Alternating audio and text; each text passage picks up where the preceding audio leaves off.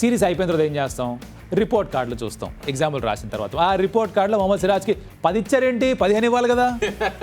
ఎందుకంటే తన ఎఫర్ట్ కూడా 100 కన్నా 150% ఇస్తాడు కాబట్టి ఎందుకు అన్నారు కదా, నాకు తెలుసు కదా 10/10 సిరాజ్. ఎందుకంటే ఆల్ అవుట్ పర్ఫార్మెన్స్ అన్ని కూడా ఇచ్చాడు కాబట్టి తనకి ఇవ్వాల్సిందే. ఎందుకంటే ఈ వికెట్ కూడా చూడండి, మంచి దిమాగ్ పెట్టి అక్కడ వికెట్ వేశాడు, స్టంప్స్ని అటాక్ చేస్తూ మంచి యార్కర్ కూడా వేయడం. సో అక్కడ మొదలైంది. అండ్ ఆల్ ఇంపార్టెంట్ వికెట్స్ తీయడం, బిగ్ వికెట్స్ తీస్తూ ఉంటాడు.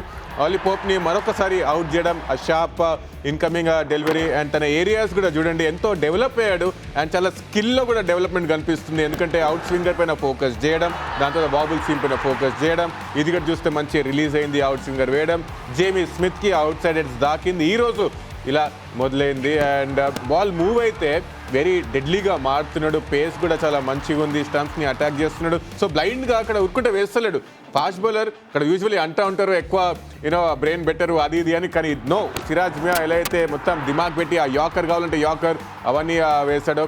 Free to watch. ఎందుకంటే చూస్తే ఇక్కడ ఎలాంటి బ్యాక్గ్రౌండ్ నుంచి వచ్చాడు, దాని తర్వాత ఫైటింగ్ స్పిరిట్ అక్కడి నుంచి వచ్చింది, ఆ టెన్నిస్ బాల్ క్రికెట్ నుంచి కూడా వచ్చింది. దాంతో చాలా హార్డ్ టైమ్స్ కూడా చూశాడు అక్కడ సిరాజ్. అండ్ ఆస్ట్రేలియా సిరీస్లో కూడా చూస్తే వాళ్ళ ఫాదర్ని ఇక్కడ కోల్పోయినాక అయినా కూడా ఆడాడు. సో చాలా టఫ్ ఫేజెస్ చూశాడు సిరాజ్, అక్కడ నుంచి ఇక్కడి వరకు రీచ్ అయ్యాడు. అండ్ ఇలాంటి పర్ఫార్మెన్స్ ఇస్తున్నాడు కాబట్టి 10/10 తనకి.